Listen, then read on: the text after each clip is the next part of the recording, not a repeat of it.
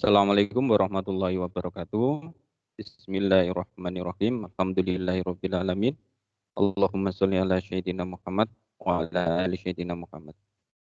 Bapak Ibu yang kami hormati, Bapak Tri Ari Wibowo SPD yang saya hormati selaku pemateri yang akan memaparkan materi pada siang hari ini, dan yang saya hormati Bapak Ibu beserta pendampingan P3K yang diselenggarakan oleh SLCC PGRI Kabupaten Rembang. Alhamdulillah di siang hari ini kita bisa berkumpul lagi untuk melakukan belajar bersama materi fisika yang kemarin soal-soalnya sudah Bapak Ibu semua kerjakan di simulasi yang pertama. Harapan kami nanti setelah mendapatkan penjelasan di pendampingan 1 dan kedua ini, nanti di simulasi kedua Bapak Ibu peserta bisa mendapatkan kenaikan nilai yang lebih signifikan. Baik, untuk tidak berlama-lama, sebelum kita masuk kepada inti kegiatan yaitu pemaparan pembahasan soal, di sini saya akan sampaikan dulu sedikit profil dari pemateri kita. Beliau Bapak Tri Ari Wibowo SPD. Beliau adalah alumni dari Universitas PGRI Semarang, jurusan Pendidikan Fisika. Saat ini kegiatan beliau atau kesibukan beliau yaitu sebagai kepala cabang dari bimbingan belajar Airlangga, dan juga di situ sebagai staf pengajar di bimbingan belajar Airlangga. Selain itu, beliau juga adalah pembina Olimpiade Fisika atau pembimbing Olimpiade Fisika. Baik Bapak Ibu, untuk tidak memperpanjang waktu lagi, mari kita bisa untuk belajar bersama. Kita memperhatikan pemaparan dari Bapak Ari. Untuk mekanisme tanya jawab nanti silakan Bapak Ibu bisa mengeklik raise hand yang ada di layar laptop atau di layar smartphone Bapak Ibu semuanya. Jadi nanti kita fleksibel saja. Jadi kalau ada pertanyaan monggo silakan ditanyakan. Bapak Ari, untuk waktu dan tempat sepenuhnya kami serahkan kepada Bapak. Terima kasih, monggo Pak. Oke, terima kasih Pak Jeffrey. Assalamualaikum warahmatullahi wabarakatuh. Waalaikumsalam warahmatullahi wabarakatuh. Selamat siang Bapak Ibu peserta pendampingan pembahasan simulasi soal P3K untuk mapel fisika. Kemarin tanggal 25 Pak untuk simulasinya Iya Pak, tanggal 25. Untuk hari ini kita akan mulai saja pembahasannya. Ya, kita mulai dari soal nomor 1 langsung saja Kalau untuk soal nomor 1 ini masih tergolong mudah karena ini materi kelas 10 SMA. Sebuah benda bermasa M jatuh ke permukaan sebuah fluida lalu bergerak dengan kecepatan V km per jam. Ya, satuannya km per jam dan percepatannya A. Gaya yang bekerja pada benda tersebut dipengaruhi oleh kecepatan yang dinyatakan dengan persamaan F sebagai fungsi kecepatan itu sama dengan MA min untuk slide-nya belum berubah, masih di slide pertama. Dari pengalaman kemarin saya mungkin untuk setiap ganti nomor share-nya bisa di on off kan gitu. Jadi kalau langsung dari kemarin enggak bisa. Entah mungkin kendala teknis apa. Mohon maaf. Jadi ini saya close dulu untuk share screen-nya Share screen-nya di close dulu.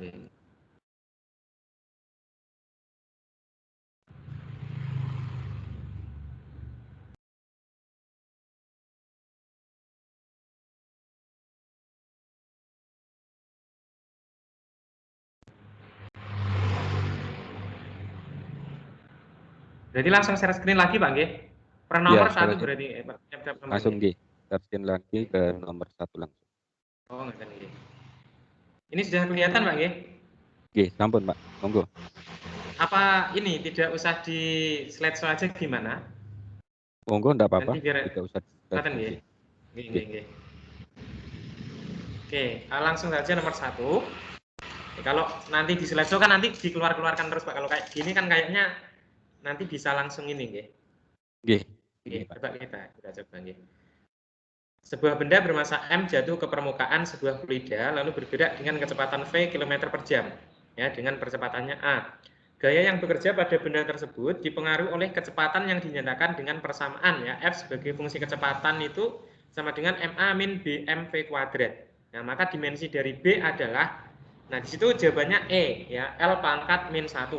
Ini dimensi itu materi kelas 10 SMA ya, awal-awalan. Nah, sebenarnya kita kan harus tahu dulu dimensi dari F itu apa. F di sini adalah gaya yang mana dimensinya itu MLT pangkat min 2. Nanti Bapak Ibu kan kalau misalkan sudah hafal enak langsung MLT pangkat min 2. Tapi misalkan tidak hafal kan bisa dicari dari persamaannya. Jadi kalau F itu kan kita mencarinya M kali A. Nah, M kali A itu M-nya itu massa, A-nya percepatan. Nanti akan didapatkan dimensi MLT pangkat min 2. Kemudian untuk yang dimensi dari B-nya ini bisa kita cari dari ini. Dimensi dari BMV kuadrat itu tentunya sama dengan dimensi dari gaya. Karena ini adalah penjumlahan atau pengurangan, maka dimensi tiap suku persamaannya itu sama. Misalkan F ini satuannya Newton, MA juga satuannya Newton, dan BMV kuadrat itu juga satuannya Newton. Kalau satuannya sama kan berarti dimensinya juga sama. Sehingga untuk BMV kuadrat itu dimensinya juga MLT pangkat min 2. Nah, kemudian yang sudah kita ketahui itu ada M sama V kuadrat. Ini kita sudah tahu dimensinya. M-nya ini massa, dimensinya M besar. Kemudian V kuadrat, kalau V ini kan kecepatan, dimensinya L T pangkat min 1. Karena dikuadratkan jadinya L kuadrat T pangkat min 2. Itu sama dengan MLT pangkat min 2. Ya. Sehingga kalau kita pindah ruas, kita bagi, jadi B sama dengan, tinggal kita bagi ya, ruas kanan dibagi dengan ruas kiri, akan didapatkan L pangkat min 1. Nah, ini adalah dimensi dari B. Ya. B di sini adalah yang kita cari. Itu, Bapak Ibu, kalau misalkan ada pertanyaan, bisa langsung raise hand. Ya. Kalau tidak ada, saya lanjutkan ke nomor berikutnya. Ya. Ini nomor 1 masih muda. Oke, sekarang nomor 2. Ini kelihatan, Pak? Oke, kelihatan. Malah sketch, Pak. Oke, lalu nomor 2. Nomor 2 ini hampir sama dengan nomor 1. Tapi kalau yang nomor 2 ini adalah yang dicari adalah satuannya. Jadi ini suatu besaran tertentu memiliki persamaan K sama dengan Lm plus N. Apabila K memiliki satuan kilogram dan satuan M adalah kilogram per meter kuadrat atau per meter persegi, maka titik-titik ya kita diminta mencari satuan dari L dan N ya. Di sini kan jelas kalau N itu satuannya kilogram ya. Kenapa? Karena K ini tadi satuannya sudah kilogram. Sementara Lm dan N ini penjumlahan ya. Kalau penjumlahan berarti satuannya pasti sama dengan satuan K. Lm ini juga satuannya kilogram ya, yang ini satuannya kilogram. Kemudian N juga pasti satuannya kilogram. Ya, satuannya kilogram. Sehingga yang N ini sudah ketemu satuannya kilogram. Tinggal kita mencari satuan yang M. Karena Lm ini satuannya kilogram, ya, sedangkan M di sini di soal diketahui satuannya kilogram per meter persegi atau per meter kuadrat, maka tinggal kita bagi L sama dengan kilogram dibagi kilogram per meter kuadrat ya. Kilogram sama kilogram kita coret, tinggal per meter kuadratnya kita naikkan karena pembagian. Sehingga didapatkan satuan dari L adalah meter kuadrat. Dan jawabannya adalah D. Ya, ini cukup simpel ya. Satuan L adalah meter kuadrat dan satuan N adalah kilogram. Begitu Bapak Ibu? Ada pertanyaan? Kalau tidak ada, saya lanjutkan ke nomor 3. Oke, saya lanjutkan ke nomor 3. Nomor 3 ini juga masih sama, kita belum masuk ke perhitungan. Titik berat benda 2 dimensi homogen dengan bentuk tak beraturan dapat ditentukan dengan langkah-langkah sebagai berikut. Dari 1 sampai 7 itu ya. Yang ditanyakan adalah urutan langkah yang tepat adalah. Nah, di sini jawabannya adalah B. Di mana ketika kita mau mencari benda yang tidak beraturan, kita mau mencari titik beratnya, maka yang pertama kita harus menggantung benda pada suatu titik. Jadi di pinggir itu dikasih titik, misalkan titik A, di situ dikasih lubang atau digantungkan pada sebuah paku. Habis itu Nomor 3, menggantung beban dengan benang pada paku. Nah, ini kalau ada videonya enak sebenarnya ya. Jadi misalkan saya ilustrasikan dengan HP. Nah, misalkan HP ini kita mau mencari titik beratnya, yang sini kita paku.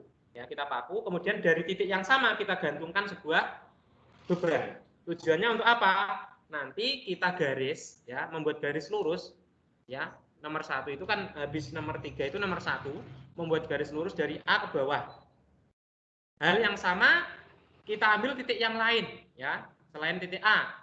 Titik yang lain kita gantung lagi pada sebuah paku, ya. Nomor 5 itu menggantung benda pada lubang di titik B. Nah, habis itu sama juga kita menggantungkan beban juga. Jadi nanti akan digaris. Nah, pertemuan antara dua buah garis tadi yang sudah kita lakukan itu adalah titik berat benda. Jadi jawaban yang tepat adalah B. 2, 3, 1, 5, 6, 4, dan terakhir nomor 7. Itu perpotongan kedua garis lurus merupakan titik berat benda. Ini tentunya Bapak Ibu juga pasti sudah lebih paham ya. Oke, lanjut nomor 4. Ini masih mudah-mudah ya. Oke, nomor 4. Untuk membuat periskop sederhana, setidaknya dibutuhkan titik-titik. Ya, untuk membuat periskop itu ada gambarnya sebelah kanan, ya. Jadi ada sebuah tabung, tabungnya ini. Kemudian ada dua buah cermin datar yang kita gunakan. Nah, jadi ini periskop ini biasanya digunakan untuk kapal-kapal selam. Jadi jawaban yang tepat adalah D, yaitu sebuah tabung, dua buah cermin datar. Saya kira ini juga sudah tahu semuanya, okay? Langsung saja kita lompati ke soal nomor 5. Oke, nomor 5, okay. Ini baru agak ada perhitungan.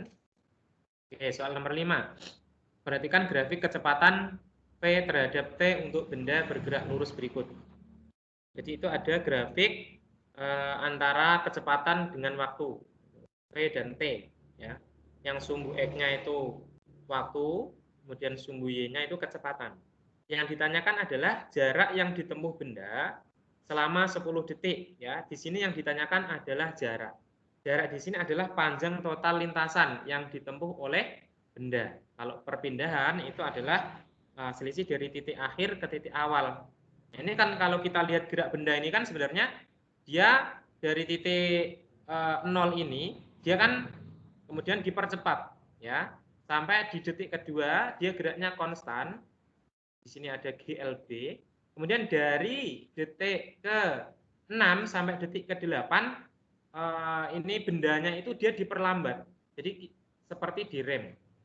Kemudian berhenti di titik T sama dengan 8 ini bendanya berhenti. Kemudian dia balik lagi ke belakang, ya. Ini yang bawah ini menandakan kalau bendanya itu geraknya mundur. Ya, sampai 8 sampai 10 ini bendanya bergerak mundur. Nah, karena yang ditanyakan adalah jarak total atau jarak tempuh, itu berarti total lintasan, kita harus menghitung semua luas. Ya, luas di sini adalah yang pertama trapesium yang bagian atas, kemudian yang bawah di sini ada segitiga.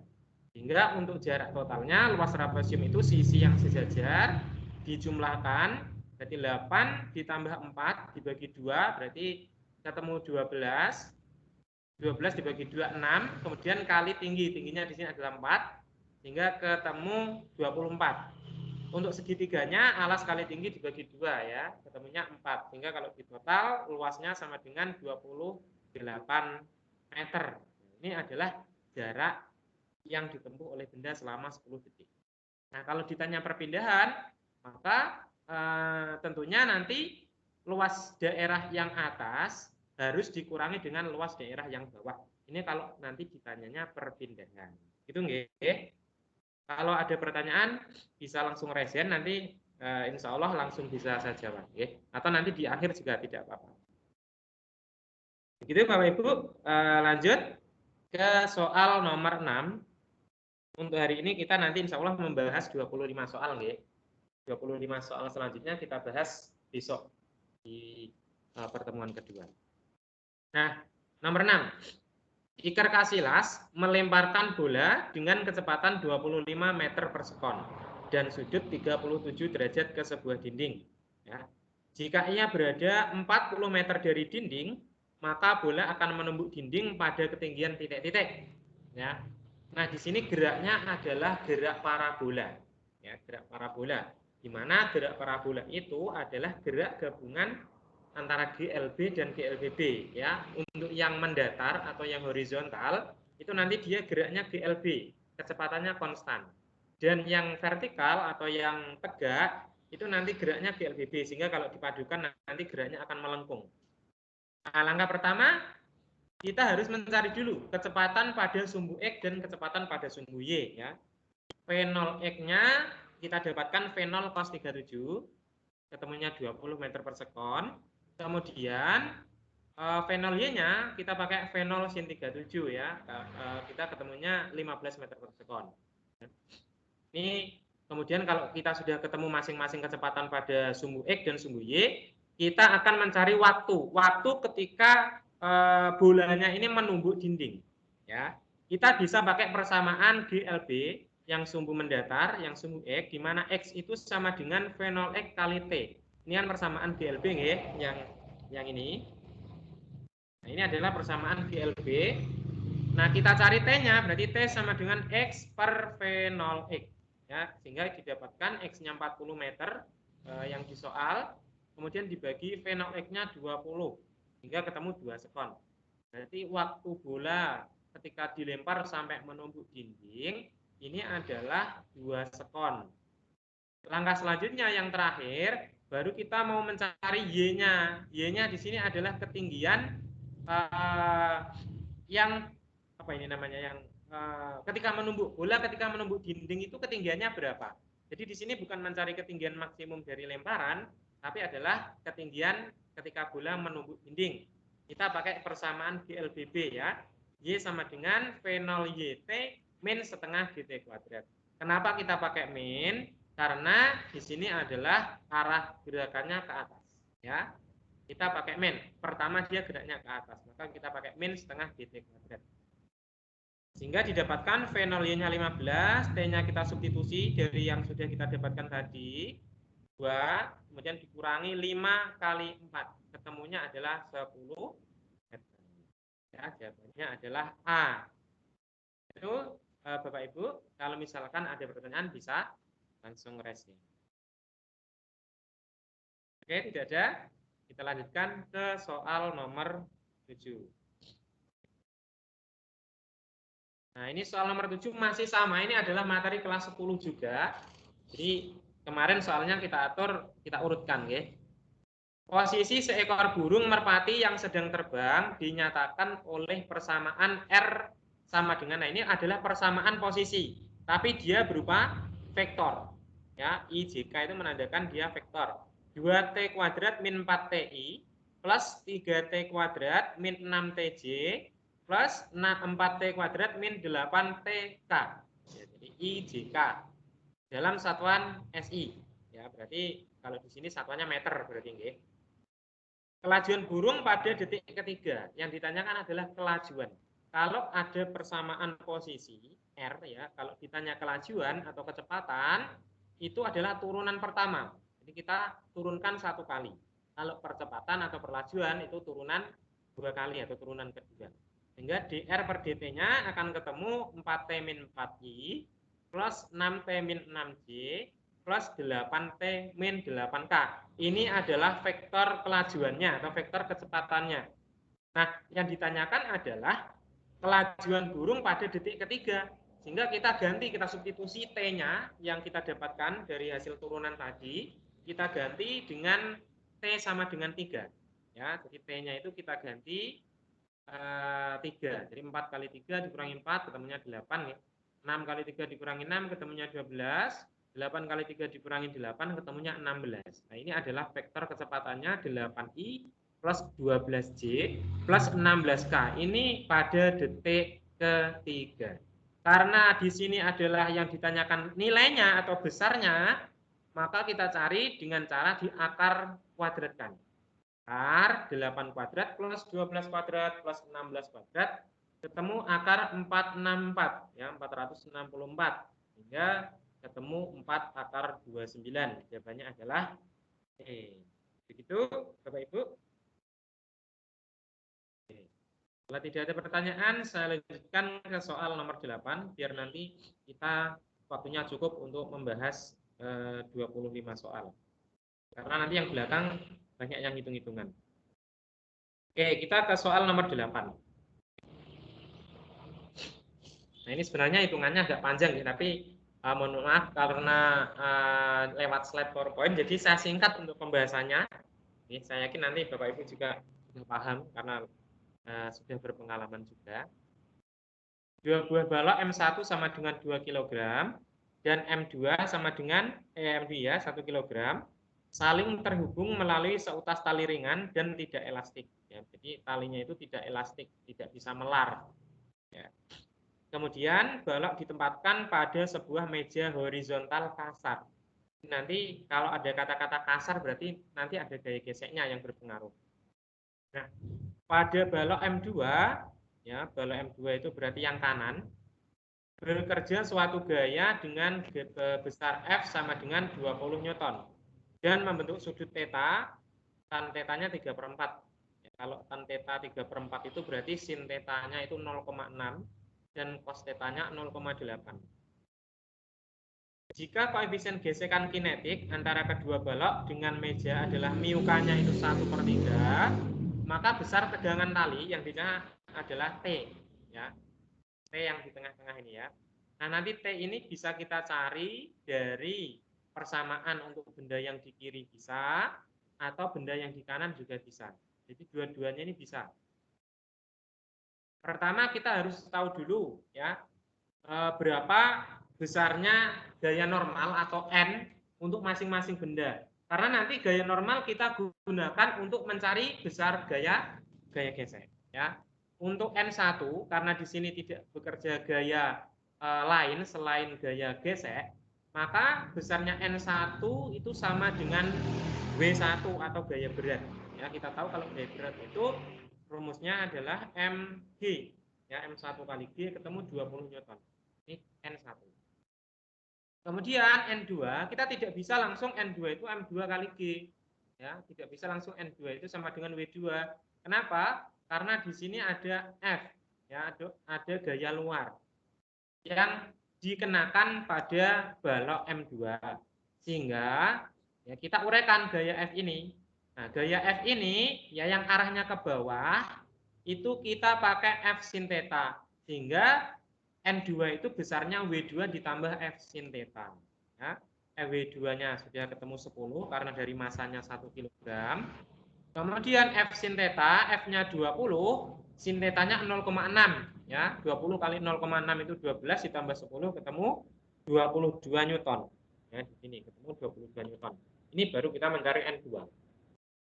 Langkah selanjutnya, tahap kedua, kita mencari gaya gesek untuk masing-masing benda. Itu F1, karena di sini sudah saya beri komponen gayanya, ya. Arah-arah gayanya sudah saya masukkan. F1 arahnya ke kiri, rumusnya F itu kan mu kali N. Sehingga mu K kali N1 ketemu 20/3. Mu-nya kan 1/3 dikali 20, ketemu 20/3. Kemudian F2 mu K kali N2 di sini ketemu 22/3 ya, karena N2-nya tadi ketemu 22. Langkah selanjutnya, langkah ketiga ya, ini nanti kita ada 4 tahap. Langkah ketiga, kita mencari percepatan sistem dulu. Ya, jadi percepatan itu kan sigma F per sigma M. Ya, ini hukum 2 Newton. Sigma F berarti nanti yang kanan, gaya yang ke arah kanan dikurangi gaya yang arahnya ke kiri per sigma M. Sigma M itu jumlah massa bendanya. Yang ke kanan itu ada F cos theta, ya, yang ini F cos theta. Kemudian yang ke kiri ada 2, ya, F1 dan F2. Ini nanti dikurangi per M1 plus M2 sehingga nanti ketemu F cos theta-nya itu 16 dikurangi ya, dikurangi 14. Ini sudah saya gabungkan antara F1 dan F2-nya nggih. Ya. Karena F1 dan F2 itu kan kalau dijumlah 20/3 kemudian ditambah 22/3 ketemunya 42/3. 42/3 itu kan 14. Sudah langsung saya gabung. Sini 14 ini sudah penggabungan antara F1 dan F2. Jadi ini langsung saya gabung ya. Karena nanti kalau ditulis semuanya nanti nggak cukup ini. 16 dikurangi 14 per 3. 3 di sini adalah M1 plus M2-nya. 2 ditambah 1 ketemu 3. Sehingga ketemu percepatannya adalah 2/3 meter per sekon. Untuk percepatannya. Langkah terakhir, kita mencari tegangan tali. Memang ini soalnya soal hot, jadi langkahnya banyak. Untuk tegangan tali, kita bisa pakai persamaan untuk benda M1 bisa, atau untuk benda M2 juga bisa. Nah, untuk benda M1, T min F1, ya karena kenapa di sini T min F1? Karena T-nya arah ke kanan, F1-nya arah ke kiri. Ya, kita lihat di sini. Kemudian kalau kita pakai persamaan untuk benda kedua, itu berarti yang ke kanan nanti ada F cos theta, dikurangi yang ke kiri ada 2. Ada T, ada F2. Nah, di sini nanti akan ribet ya, karena nanti gayanya banyak. Maka di sini saya pilih yang mudah. Karena T min F1 ini kan gampang, tinggal kita memindah ruas F1-nya ke kanan. Ya, sehingga didapatkan T sama dengan F1 plus M1 kali A. Nah, M1-nya tadi 2 kilo. Kemudian A-nya tadi sudah ketemu 2/3, sehingga ketemu 4/3. Ditambah 20/3, ketemu 24/3. 24/3 itu sama dengan 8 Newton. Ini adalah I. Oke, begitu Bapak Ibu. Mungkin ada yang mau ditanyakan? Bapak Ibu, kalau ada pertanyaan, bisa untuk klik raise hand. Atau sepertinya sudah bisa memahami, Pak. Mungkin bisa diteruskan saja. Kita lanjutkan untuk soal nomor 9. Nomor 9. Oke, nomor 9 ini juga simpel juga. Ya. Pada gambar di bawah, jika percepatan gravitasi, gambarnya di samping ya, taruh di samping. Jika percepatan gravitasi 10 meter per sekon kuadrat dan katrol memiliki gaya gesek terabaikan. Jadi gesekan tali di katrol itu diabaikan. Maka untuk mengangkat beban bermasa 25 kg ke atas, F-nya itu digunakan untuk mengangkat beban, dengan kecepatan tetap diperlukan gaya sebesar. Dengan kecepatan tetap berarti kita mencari gaya minimal yang digunakan untuk mengangkat beban. Kita tahu masanya 25 kg, ya masa M ini 25 kg. Nah, karena masanya 25 kg, kemudian gravitasinya 10, sehingga kita dapatkan beban atau berat dari beban itu adalah 250 Newton. W itu sama dengan M kali V. Nah, untuk menghitung F, kita urutkan dari katrol yang paling bawah. Ini katrol yang paling bawah ada 2 buah tali kan yang ke atas ini ya. Nah, karena ada 2 buah tali, maka 250 Newton ini kita bagi 2. Ketemu 125 Newton untuk masing-masing tali. Kemudian untuk katrol kedua, ya karena tadi yang ke bawah itu 125 Newton, ini juga sama karena yang ke atas ada 2 buah tali, maka ini kita bagi 2 juga sehingga ketemu 62,5 Newton untuk masing-masing tali. Dan F di sini dia satu tali dengan yang 62,5 Newton, sehingga besarnya gaya minimum yang dibutuhkan untuk mengangkat beban 250 Newton itu adalah cukup 62,5 Newton. Ini merupakan salah satu keuntungan mekanis dari katrol majemuk ya. Majemuk. Oke, lanjut ya, kita lanjutkan ke soal nomor 10. Saya yakin itu yang nomor 10 juga nomor 9 sudah paham ya. Oke, soal nomor 10. Nah, sebuah benda dengan massa 6 kg yang diikat dengan tali diputar dalam satu bidang vertikal dengan lintasan berbentuk lingkaran yang jari-jarinya 1 meter. Jadi lingkarannya itu jari-jari 1 meter. Jika kecepatan sudut omeganya 2 radian per sekon, dan G sama dengan 10 meter per sekon kuadrat. Tegangan tali pada saat benda berada di titik terendah adalah, yang ditanyakan tegangan tali pada saat benda berada di titik terendah adalah titik-titik. Jadi di sini sudah saya gambarkan. Ketika benda di posisi terendah, posisi gaya-gayanya adalah seperti ini. Yang bisa Bapak Ibu lihat, T-nya arah ke atas, T ini tegangan tali. Kemudian W-nya arah ke bawah. Ya, W di sini adalah gaya berat. Kemudian di sini karena benda bergerak melingkar, maka ada Fs atau gaya sentripetal. Ya, gaya sentripetal itu besarnya bergantung pada massa, kecepatan, dan juga jari-jari. Ya, kalau di sini rumusnya karena di sini pakai kecepatan sudut, Fs itu adalah m omega kuadrat kali r. Kalau diketahui kecepatan linier, rumusnya adalah mv kuadrat per r. Ya, di sini langsung kita masukkan W-nya 60 dari masanya 6 kilo ya, 6 kali 10 60 ditambah 6 kali omeganya 2 tadi kita kuadratkan dikali 1 ketemu 24 sehingga 60 ditambah 24 jawabannya adalah 84 Newton. Ini adalah T. Ya, tidak ada pertanyaan, saya lanjutkan ke soal nomor 11.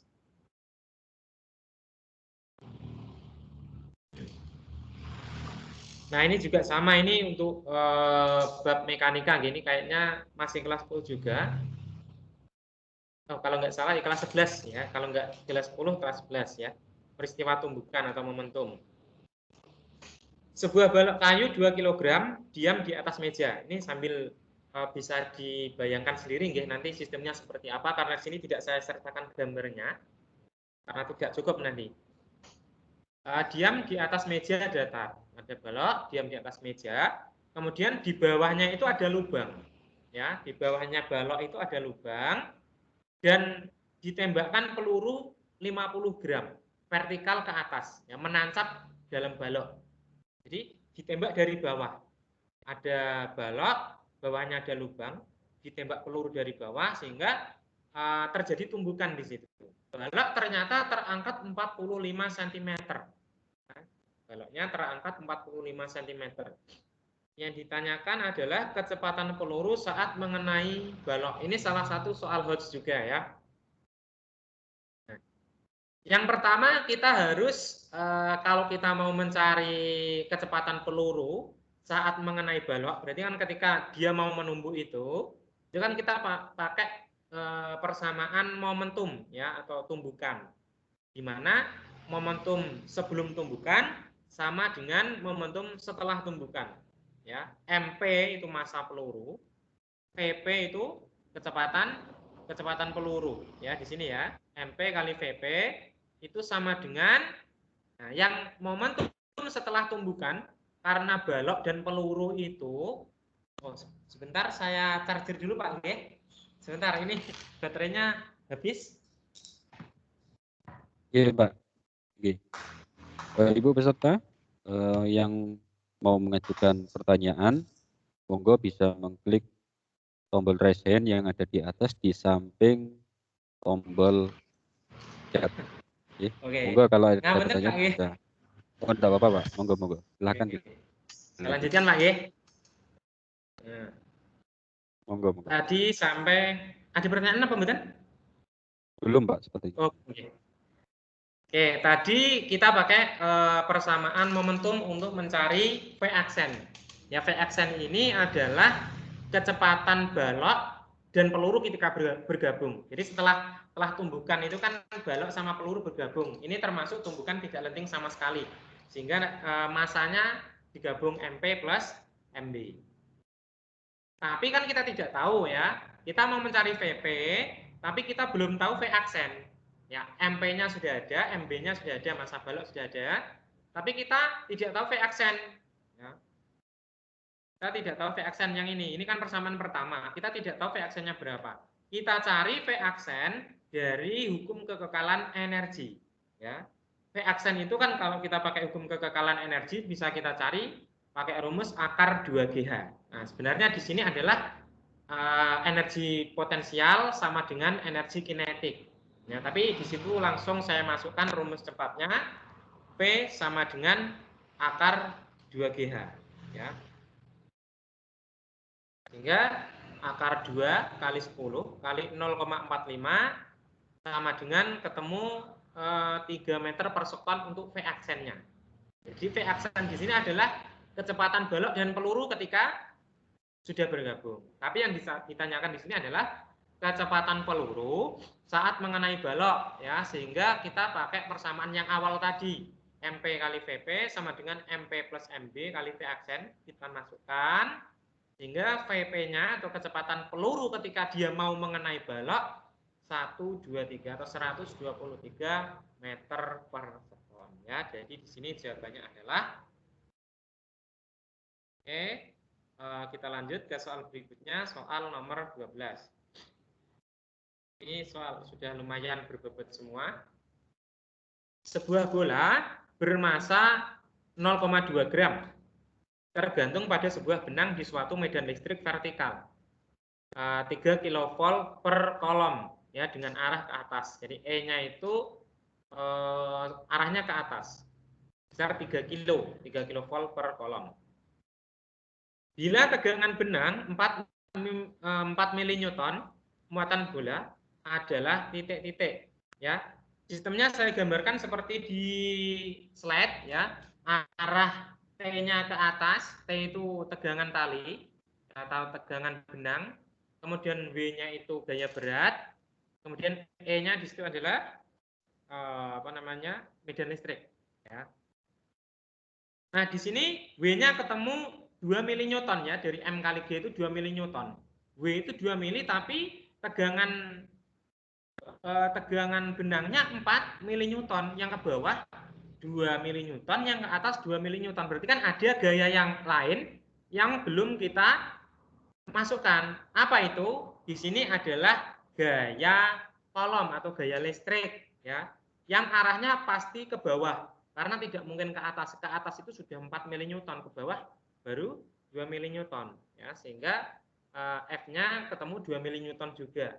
4 dikurangi 2. Nah, dari rumus Q sama dengan F per E, maka kita dapatkan muatannya, besar muatannya adalah minus 6,7 kali 10 pangkat min 7. Di sini pasti muatannya minus karena arah gayanya ke bawah, ya.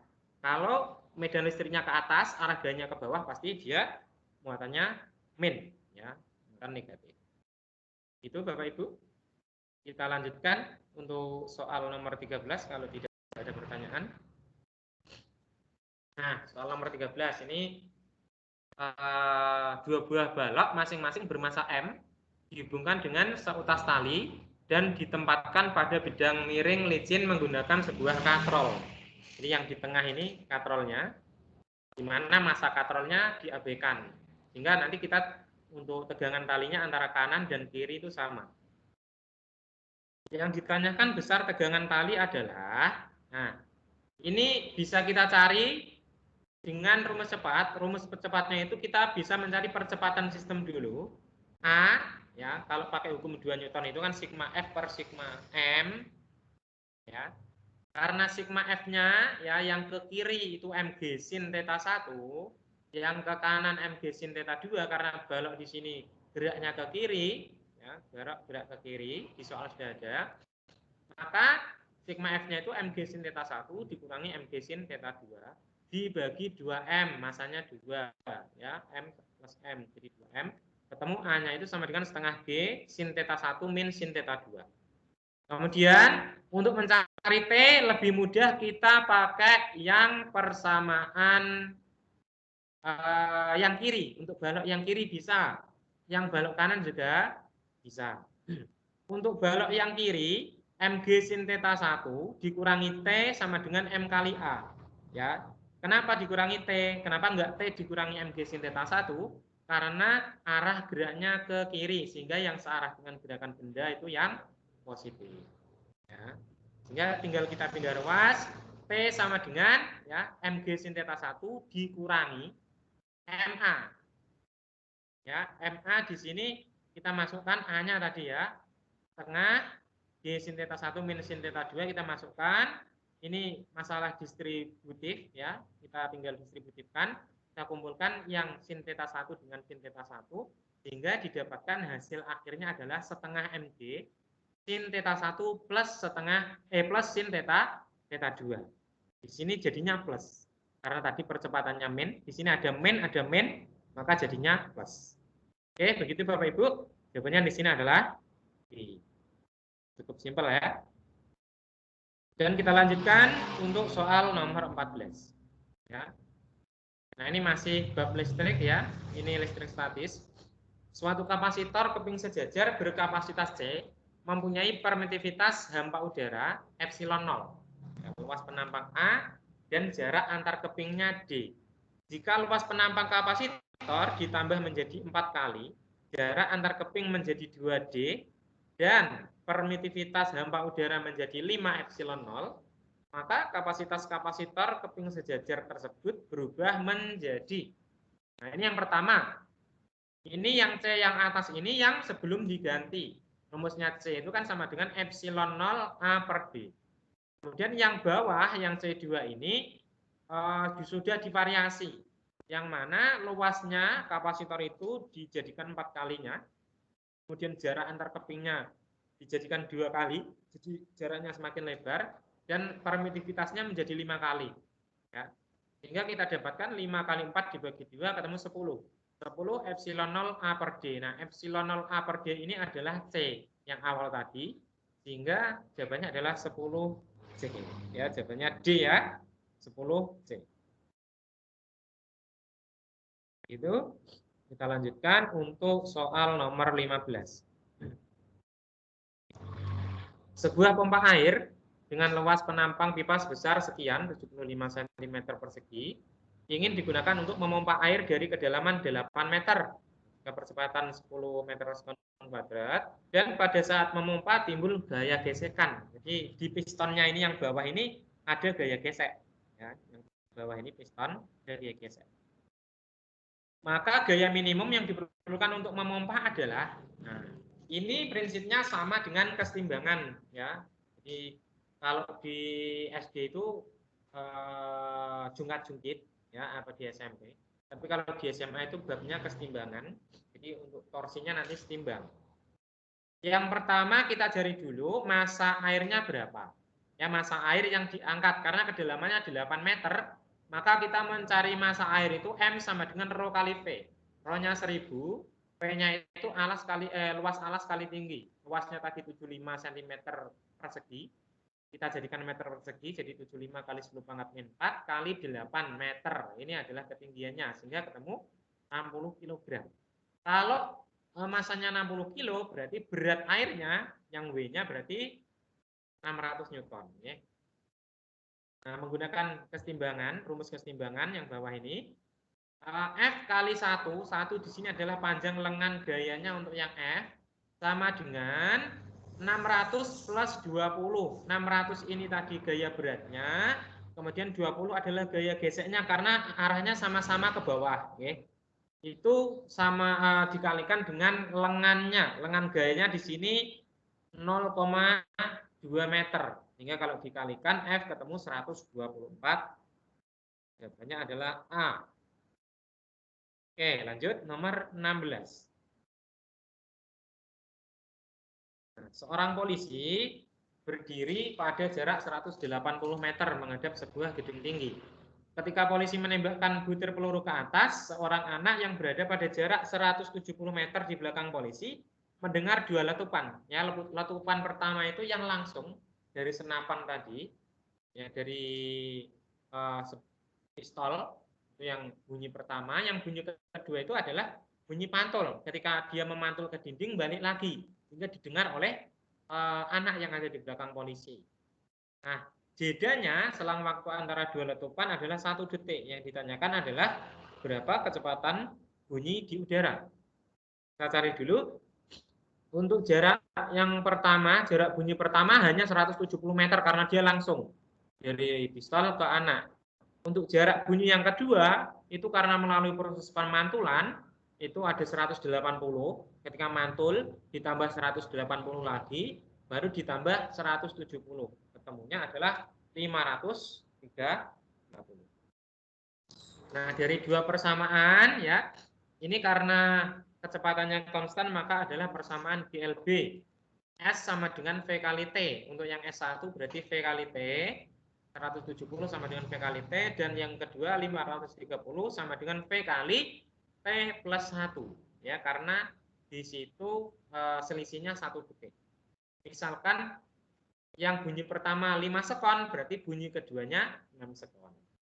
Nah, dari hasil substitusi dengan memasukkan persamaan 1 ke persamaan 2 akan didapatkan kecepatannya V sama dengan 360 meter per ton. Itu dari hasil substitusi. V-nya hilang. Jawabannya adalah D. Oke, sekarang lanjut nomor 17. Nah, kalau yang ini langsung rumusnya ada ya. Ini peristiwa kapilaritas dengan tegangan permukaan 0,07, sudut kontaknya 60 derajat. Maka besar kenaikan air pada pipa kapiler adalah titik-titik. Ya, di sini H-nya itu adalah besar kenaikan 2 gamma cos theta per rho GR. Gamma itu tegangan permukaannya, theta sudut kontaknya, rho itu adalah massa jenis fluidanya, karena di sini air maka massa jenisnya 1000. Kemudian G itu percepatan gravitasi dan R adalah jari-jari pipa kapiler. Sehingga kita dapatkan, kita kalikan semua 0,07 kali 10 pangkat min 1 meter ya ketemunya. Kalau di jawaban milimeter berarti kita jadikan milimeter, jadi itu 7 milimeter. Oke, nomor 17 cukup simpel ya. Kita lanjutkan ke soal nomor 18. Nah, ini soal dots lagi, ya. Soal nomor 18. Maaf, Pak Ari. Oke. Itu apa? Share screen-nya belum berubah. Nah, bisa minta tolong untuk di off-kan terus di on-kan lagi seperti tadi. Oh, yang dari nomor 17, nggih? Iya. Oh, nggih, sebentar.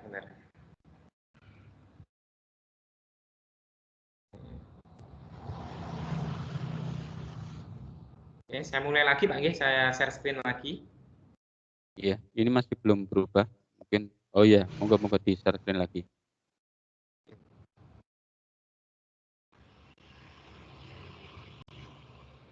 Ripon untuk yang nomor 18 sudah terlihat, Pak? Bentar, belum tampak. Mungkin kendala sinyal di saya. Bentar, Pak. Masih blank hitam.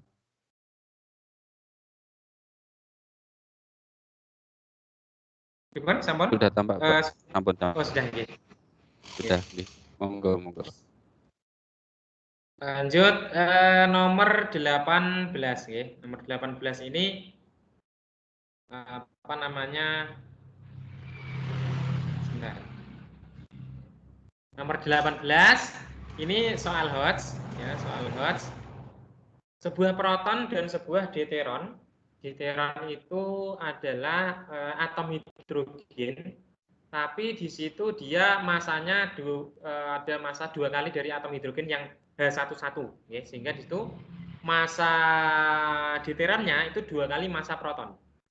Kemudian Kd itu besar muatan deuteron itu sama, itu sebesar E. E di sini adalah muatan proton ya, kalau elektron min E. Jadi sama antara proton dan elektron, cuma tinggal yang positif dan negatif. Masanya 2 kali, tapi muatannya sama, besar muatannya sama. Keduanya dipercepat melalui perbedaan potensial yang sama dan masuk ke dalam medan magnet melalui garis yang sama. Ya. Bila proton mengikuti lintasan jari-jari RP, maka jari-jari lintasan deuteron titik-titik. Nah, di sini kita hitung dulu berapa besarnya energi proton. Energi proton dan energi deuteron.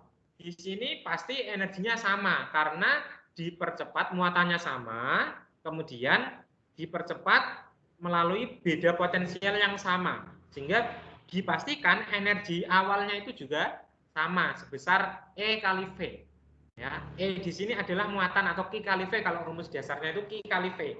W sama dengan Q kali V. Nah, karena di sini Q-nya sudah saya ganti dengan E, maka E kali V. Nah, ini kita sama dengan energi kinetik dari masing-masing proton dan deuteron setengah mv kuadrat. Nah, ini ya.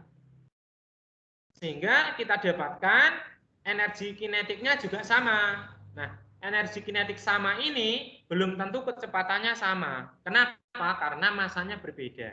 Sehingga kalau kita sama dengan kan setengah mv/v kuadrat sama dengan setengah kali 2 mp vd kuadrat, ya kita dapatkan setengahnya kita coret, kita dapatkan mp-nya juga kita coret, vd kuadrat itu sama dengan setengah vp kuadrat. Ya, vd kuadrat sama dengan setengah vp kuadrat. Kalau vd berarti tinggal kita diakar, ya. Setengah vp kuadrat kita akar, jadinya setengah akar 2 vp, ya. Setengah akar 2 vp. Itu kalau sudah, karena VD-nya sudah ketemu setengah akar 2 VP, maka kita lanjutkan dengan mencari jari-jari. Jari-jari itu kalau dia geraknya, ya gerak melingkar, sama ada gaya sentripetal, itu nanti kan gaya sentripetal sama dengan gaya magnet. Di sini gaya magnetnya berupa gaya Lorentz, yang menyebabkan lintasannya dia belok, membentuk lintasan melingkar. Ya, sehingga R itu sama dengan mv per IB. Nah, kalau proton berarti MP kali VP per QB. Nah, karena B-nya sama, ya, Q-nya juga sama. Yang membedakan adalah MP sama VP-nya. Nah, untuk RD, jari-jarinya deuteron juga sama berarti MD kali VD per QB. MD-nya kita ganti 2 MP, kemudian VD-nya kita ganti setengah akar 2 PP, sehingga didapatkan kalau kita kalikan dapatnya RP kali akar 2. RP di sini adalah jari-jari protonnya. Di sini tidak saya tulis. Tidak masalah, pasti Bapak Ibu sudah paham nggih, kalau RP ini jari-jari proton ini MP kali VP per QB. Ya, ketemunya adalah C. RP kali akar. Oke, lanjut nomor 19. Kalau tidak ada pertanyaan. Nah, ini tidak hitungan ya. Ini langsung saja kita bahas secara cepat. Seorang siswa akan menentukan pengaruh besarnya sudut simpangan terhadap periode ayunan suatu bandul matematis melalui kerja laboratorium. Tindakan yang paling tepat dilakukan oleh siswa tersebut adalah, di sini jawabannya adalah E, membuat simpangan ayunan mulai sudut kecil ke sudut paling besar dan menentukan periode ayunannya. Ya. Di sini kalau sudut kecil nanti pengaruhnya seperti apa? Nanti periodenya berapa? Ada perubahan nggak ketika sudutnya kecil, ya di bawah 5 derajat dengan sudutnya yang besar, misal simpangannya sampai 45 derajat. Nah, nanti akan diketahui ada nggak pengaruhnya sudut simpangan terhadap periode. Jadi jawabannya adalah E. Oke, kita lanjut untuk soal nomor 20. Nah, ini sebuah gaya dengan persamaan F sama dengan I plus 2J min K Newton. Ini dia berupa vektor bekerja pada daun pintu. Jika dilihat dari sebuah engsel, gaya tersebut, gimana Pak? Itu apa? Nomor 20 guys sekarang. Tidak kelihatan nggih. Oh, nggih. Sudah berganti, tadi belum. Ini sudah monggo Pak. Oh, sudah nggih.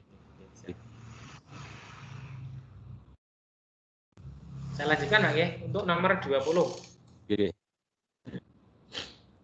Yang ditanyakan adalah momen gaya, ya. Di situ ada vektor gaya dan vektor posisi. Vektor posisinya itu 0,8i plus 0,2j. Kalau yang ditanyakan momen gaya atau tau di situ kan hasil cross product atau perkalian silang antara R dengan F, ya, jari-jari dengan gaya. Nah, kalau perkalian dot product kan gampang ya. Tinggal I kita kalikan dengan I, kemudian J kita kalikan dengan J, dan K kita kalikan dengan K. Tapi kalau cross product perkalian silang, itu kita kalikan semua. Oke. Jadi IJK-nya kita kalikan semua. Kita distributifkan. Nah, istilahnya gitu. Sehingga didapatkan ini 0,8 kali 1 I kali I dan seterusnya, ya, dan seterusnya. Nah, untuk aturan perkalian cross product, kalau ada I cross I itu hasilnya 0. J cross J hasilnya juga 0. K cross K hasilnya juga 0. Jadi kalau sama hasilnya 0, ya. Kemudian kalau I cross J hasilnya K. Kalau J cross I hasilnya min K. Kalau dibalik nggih, I cross J hasilnya K. Kalau J cross I min K. Ya. J cross K hasilnya I. Kalau K cross J hasilnya min I dan seterusnya nggih. Ini hasil perkalian cross produknya ketemu tau sama dengan 1,6 K min 0,8 kali min J, karena min nanti ketemunya plus 0,2 kali min K plus 0 min 0,2 I, sehingga I dikelompokkan dengan I, J dengan J, dan K dengan K. Ya, ketemunya min 0,2 I plus 0,8 J plus 1,4 K. Jawabannya adalah I. Oke, begitu. Kalau tidak ada pertanyaan, saya lanjutkan nomor 21. Nah, ini sebuah batu bermassa M diikat dengan tali lalu diputar secara horizontal sehingga bergerak melingkar dengan laju V.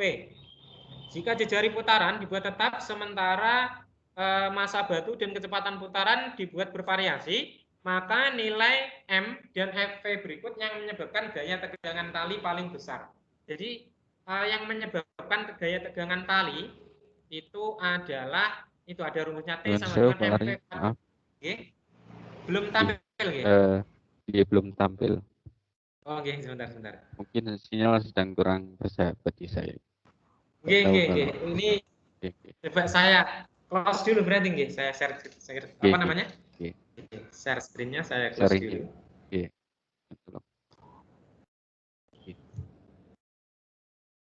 Oke. Sampean apa dereng, Pak? Sampean kelihatan nomor 21? Belum terlihat, masih blank itu. Mungkin sebentar lagi. Oke, sebentar. Sinyalnya ini, Pak. Iya. Ya, di grup-grup yang lain juga terkendala sinyal, terutama yang Telkomsel. Sepertinya seperti itu. Oke.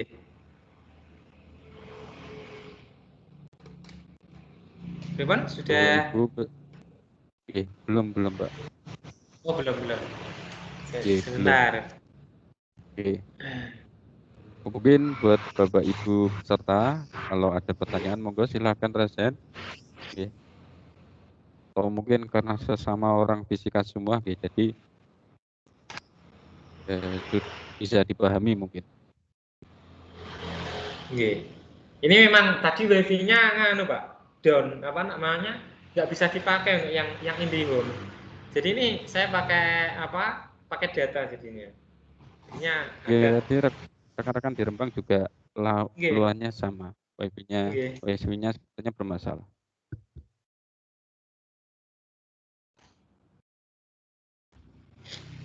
Oke, sambil menunggu Bapak Ibu, gimana tampilannya? Apa sudah terlihat atau hanya saya yang masih blank hitam? Monggo Bapak Ibu. Oh, sudah terlihat Pak Ari, alhamdulillah. Ini nomor 21 sudah terlihat. G. Monggo. Saya lanjutkan Pak. Monggo Pak. Oke.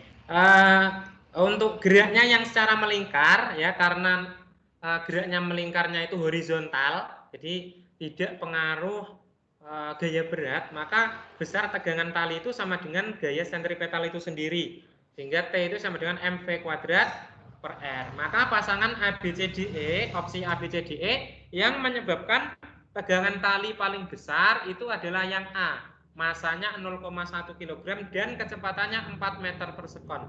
Karena di situ kita kuadratkan, ya, 4 meter per sekon kita kuadratkan. Jadi jawabannya adalah A, yang menyebabkan tegangan tali paling. Oke, lanjut nomor 22. Oke, sudah kelihatan Pak, nomor 22? Belum Pak, ini masih nge-lag sepertinya. Iya. Ini sambil saya baca aja enggak apa-apa nggih? Oke, sambil dibaca mau nanti gambarnya biar menyusul. Iya, Oke. enggak apa-apa. Sebuah mobil mula-mula bergerak dengan kecepatan 72 km per jam. Tiba-tiba mesin mobil tersebut mati akibatnya mengalami perlambatan tetap 2 meter per sekon kuadrat. Nah, berdasarkan informasi tersebut dapat diketahui bahwa itu ada A, B, C, D, E. Yang A, mobil berhenti pada saat T sama dengan 5 sekon. B, kecepatan mobil 6 meter per sekon pada waktu T sama dengan 5 sekon. Jadi kita di sini disuruh memilih opsi A, B, C, D, E yang betul yang mana. Jadi kita harus cari satu persatu dulu. Syukur-syukur ketemunya yang A, langsung gampang ya, nggak usah cari B, C, D, E. Tapi di sini kita cari dulu, mobil berhenti itu pada detik keberapa? Ya, karena kecepatannya itu 72 km per jam, kalau kita jadikan meter per sekon itu 20 meter per sekon, Pak, kalau kita pakai rumus yang di LBB, VT sama dengan V0 plus AT. Ya, VT-nya itu ketika berhenti kan 0. Sama dengan V0 min 2T. Kenapa min? Karena dia mengalami perlambatan. Oke. Karena perlambatan, jadi geraknya diperlambat, maka min 2T. Sehingga kita pindah ruas 2T-nya ke kanan, ke kiri, kemudian T ketemu 10 sekon. Jadi jawaban yang A itu salah.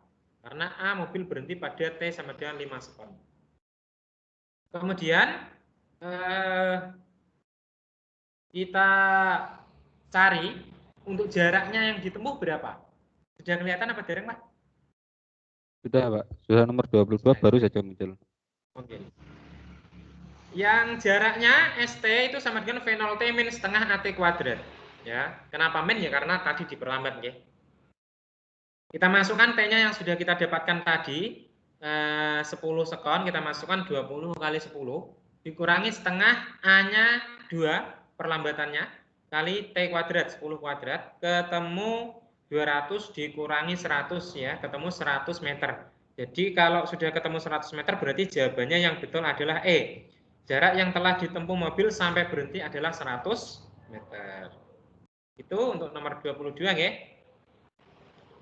Kita lanjutkan ke nomor 23. Ya, nomor 23. Bentar. Maaf, Hari. Oke. Ini kan waktu yang disepakati antara panitia dengan pihak bimbel adalah 1 jam. Ini sudah pukul 14.30. Untuk Pak Ari bagaimana kalau mau dilanjutkan 3 nomor terakhir? Oke, kami berterima kasih. Kalau dicukupkan juga tidak apa-apa. Oke, Mbak. Kita lanjutkan mawon mboten napa-napa tinggal 3 nomor, Pak. Nggih. Oh, nggih, Pak. Nggih, Pak. Monggo. Nggih. Nggih. Nomor 23 sudah terlihat, Pak, nggih? Belum, Pak. Oh, belum. Belum terlihat. Nggih. Ini kebetulan ya nanti tak bacakan sambil nanti ditunggu mawon, Pak, nggih. Oh, nggih. Monggo. Ini sinyalnya kayaknya memang lagi trouble nih kita. Monggo dilanjut. Oke. Data periode revolusi planet ini mungkin Bapak Ibu bisa sambil diingat-ingat nggih untuk soalnya nggih sebelum slide-nya tampil. Data periode revolusi planet dan jaraknya ke matahari ditunjukkan oleh tabel berikut. Jadi di situ ada tabel nama planet Jupiter, Saturnus, Uranus, Neptunus, kemudian ada periodenya, kemudian ada jaraknya ke matahari, kemudian ada T kuadrat per R pangkat 3-nya, sudah ada. Jadi T kuadrat per R pangkat 3. Jadi tabelnya ada 4 kolom.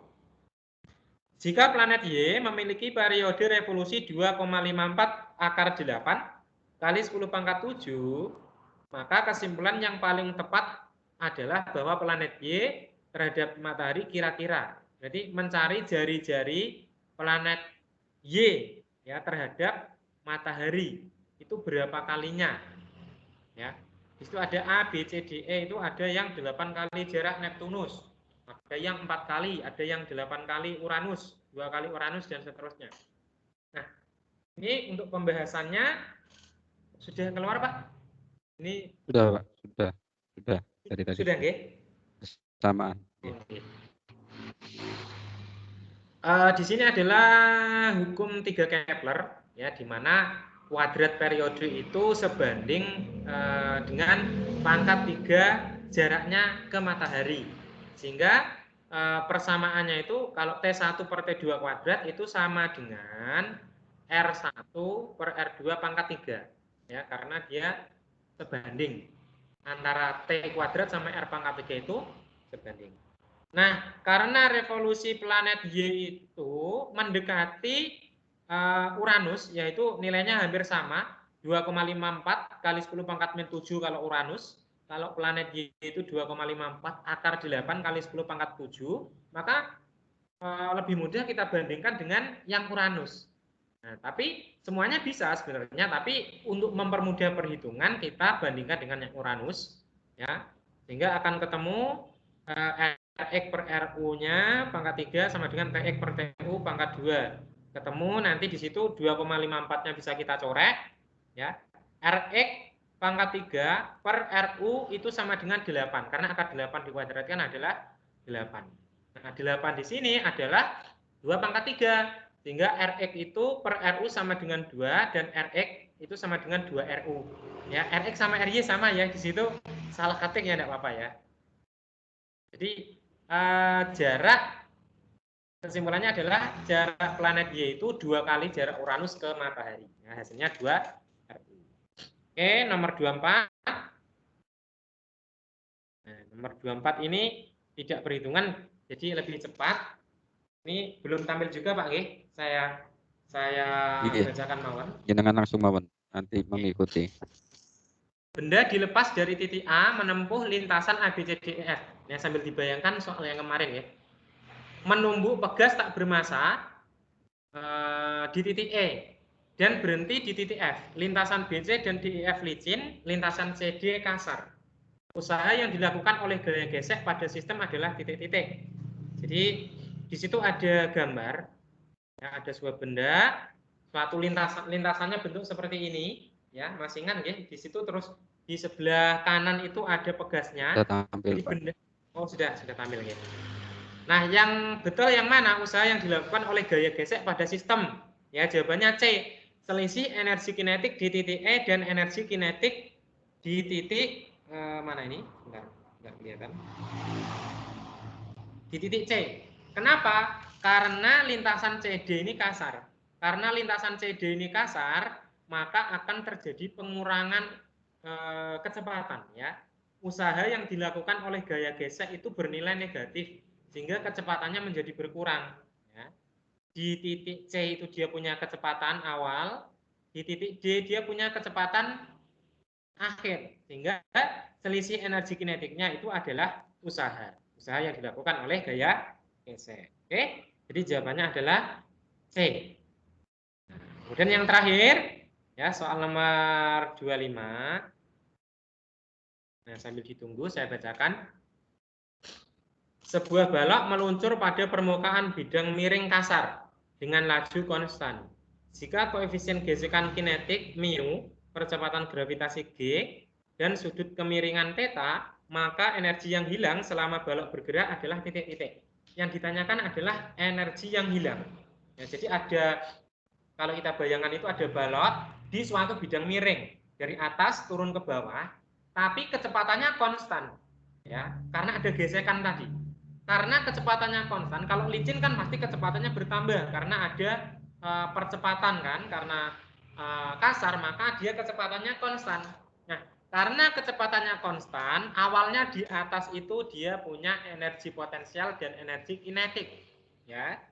Kemudian turun, ya, energi kinetiknya itu tetap, ya, energi kinetiknya tetap, tapi energi potensialnya hilang, ya, energi potensialnya hilang. Karena dari atas turun ke bawah, energinya cuma energi kinetik, ya, karena kecepatannya konstan. Sehingga energi yang hilang selama balok bergerak itu adalah energi potensial, ya. Sehingga jawabannya adalah MGH. Ya, jawabannya adalah B.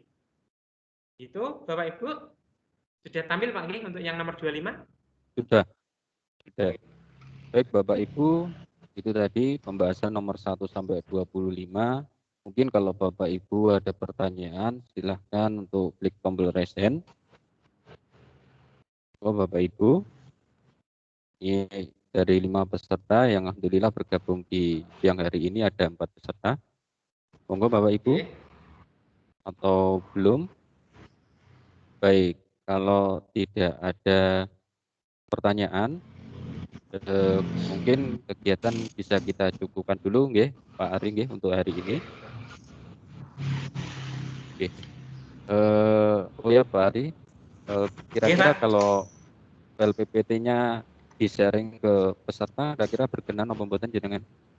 Oke, siap. Boleh. Mau Nggih, di-share biar sekarang apa kemawan setelah hari kedua? mungkin kalau bisa sekarang agar bisa dibaca dulu sama peserta, jadi nanti di pendampingan kedua peserta itu sudah mengetahui dan mungkin sudah mempersiapkan pertanyaan-pertanyaan sebelum acara kita mulai. Ribon Pak Oke, Ari? bisa. Oke, boleh, boleh. Nggih, Nanti saya kirim ke nggih, jenengan ngeten nggih, Pak. nggih, terima kasih. Oke, siap. Baik, eh, saya ucapkan terima kasih banyak kepada Pak Ari selaku pemateri pada kegiatan hari ini. Dan saya ucapkan terima kasih banyak kepada rekan-rekan peserta untuk mapel fisika. Semoga manfaat dari penjelasan yang disampaikan ini dapat kita terima dengan baik. Dan untuk kegiatan pada siang hari ini kita cukupkan dulu sampai di nomor 25. Untuk nomor selanjutnya akan kita sambung di kegiatan pendampingan P3K Mapel Fisika yang insya Allah akan kita laksanakan dari besok di jam yang sama. Dari saya selaku moderator mewakili panitia, kami ucapkan sebesar-besarnya terima kasih untuk Pak Aris selaku pemateri dan rekan-rekan peserta semuanya. Mohon maaf atas segala kesalahan mungkin dalam perkataan maupun perbuatan. Terima kasih. Salam dari kami untuk Pak Ari dan ibu peserta, untuk keluarga. Semoga selalu dalam lindungan Allah. Terima Amin, kasih, kami amin. Ya. akhiri. Assalamualaikum warahmatullahi wabarakatuh. Waalaikumsalam warahmatullahi wabarakatuh. Terima kasih Pak Ari. Oke, saya izin lift, Pak, nggih. Terima kasih banyak. Oke.